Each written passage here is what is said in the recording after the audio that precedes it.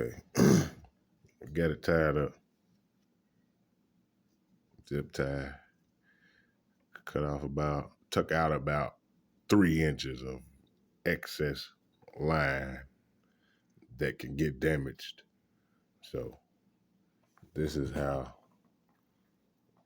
we're hoping that it functions.